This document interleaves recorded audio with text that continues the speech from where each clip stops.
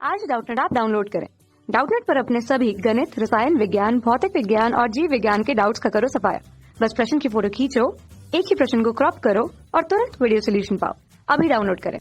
प्रश्न दिया गया है कि श्वसन संबंधी रोग कौन कौन से हैं।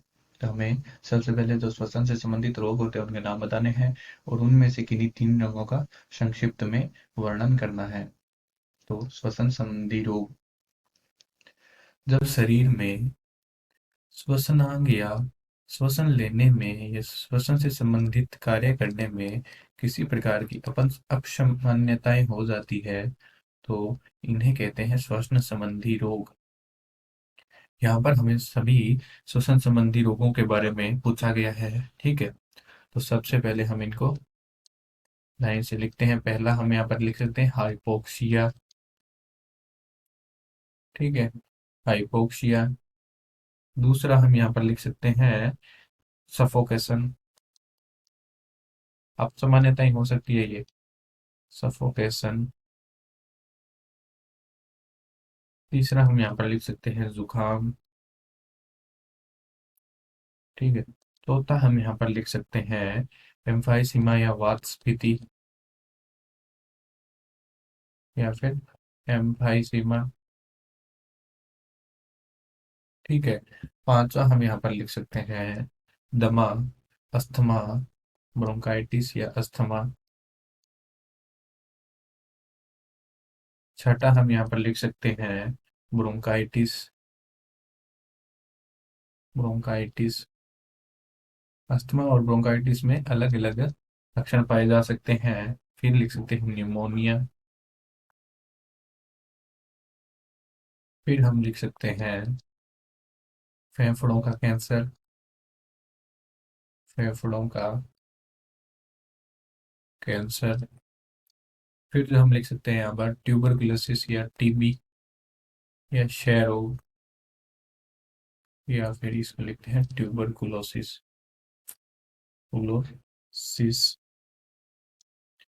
ठीक है, फिर हम यहाँ पर लिख सकते हैं कोराइजा, कोराइजा। फिर जो हम यहाँ पर लिख सकते हैं इन्फ्लुएंजा, इन्फ्लुएंजा। कितने हो गए? 11 हो गए।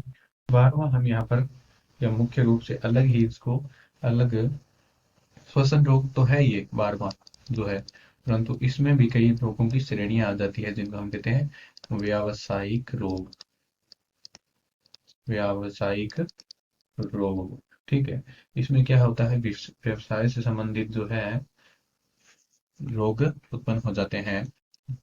तो हम यहाँ पर, हमें प्रश्न में दिया गया है कि किन्हीं तीन के बारे में बताएं। तो सबसे पहले हम इनमें से मुख्य को चुनते हैं जो होता है वातस्फीति, वातस्फीति या एम्फाइसीमा। इस रोग के बारे में हम संक्षिप्त वर्णन करेंगे। ठीक है, तो हम देखते हैं कि वातस्फीति या एम्फाइसीमा जो रोग होता है वो होता किस कारण है। सबसे पहले ये देखते हैं। एम्फाइसीमा का कारण होता है कि अत्यधिक धूम्रपान, अत्यधिक धूम्रपान यानी कि धुएं का सेवन करना। ठीक है, उसके अलावा ज्यादा वायु प्रदूषित क्षेत्रों में रहना, वायु प्रदूषण। ठीक है, इन कारणों से यह रोग हो जाता है। तो इन कारणों के कारण क्या होता है, जो हमारे फेफड़ों में वायु कूपिकाएं होती है या एल्वियोलाई होती है, वायु कूपिका, इनको हम क्या कहते हैं, एल्वियोलाई, लाई, एल्वियोलाई जो होती है इनकी भित्ति या दीवार टूट जाती है, दीवार टूटना। इनका मुख्य कार्य क्या होता है, गैसीय विनिमय। अगर इनकी दीवार टूट जाएगी तो गैसीय विनिमय, गैसीय विनिमय प्रभावित होगा या कम हो जाता है। कम हो जाने के कारण क्या होता है, श्वसन दर बढ़ जाती है। तो हमें बारी बारी से श्वसन लेना पड़ता है, श्वसन दर बढ़ जाती है तो इसमें बहुत सी हानिकारक क्रियाएं होने लगती है, शरीर में बहुत सी असामान्यता आ जाती है। तो यह हो जाता है हमारा वातस्फीति या एम्फाइसीमा।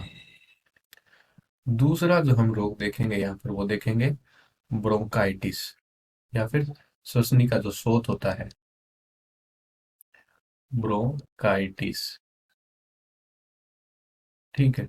या फिर हम इसको क्या बोलते हैं, श्वसनी शोथ भी बोल सकते हैं, क्योंकि श्वसनी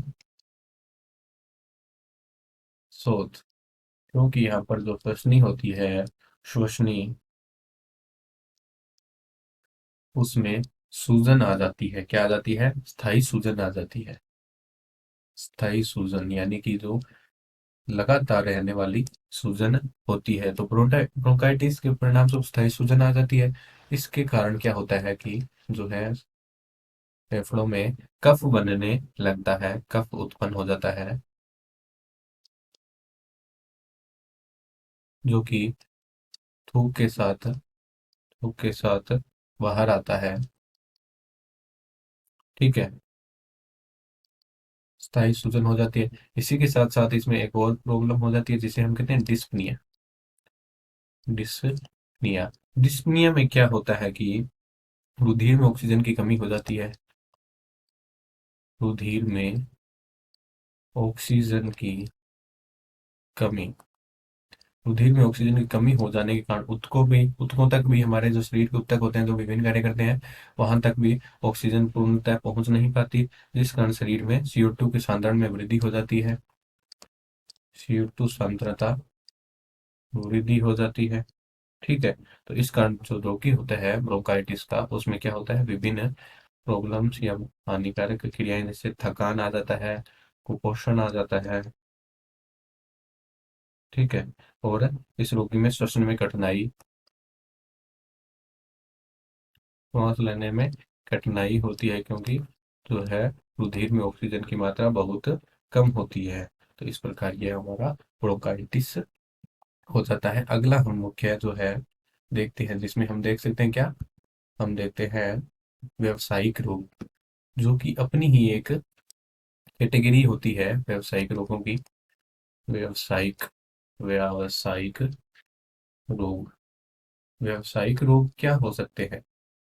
जो लोग लगातार खदानों में कार्य करते हैं, ठीक है, खदानों में या उद्योगों में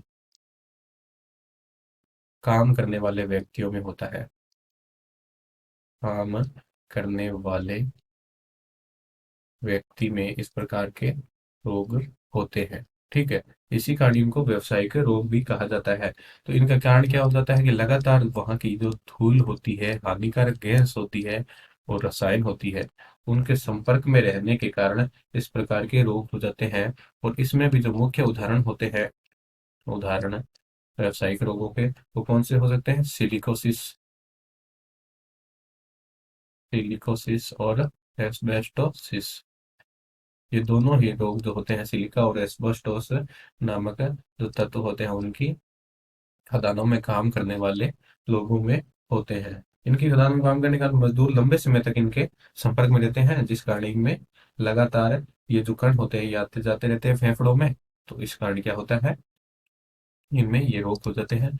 लगातार जो है फेफड़ों में धूल के कण जाते हैं, फेफड़ों में धूल कण जाना, जिस कारण क्या होता है कि फेफड़ों में रेशे भर जाते हैं, रेशे उत्तक भरना, और इस प्रकार इनमें फाइब्रोसिस की प्रॉब्लम भी आ जाती है, ठीक है। रेशे उत्तक की अधिक मात्रा होने के कारण इनमें फाइब्रोसिस की प्रॉब्लम भी आ जाती है। तो हमने ये 3 जो है रोगों का संक्षिप्त वर्णन भी देख लिया।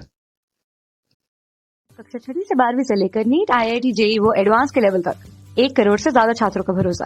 आज ही डाउनलोड करें डाउटनेट ऐप या व्हाट्सएप करें अपने सारे डाउट्स 8400 400 400 पर।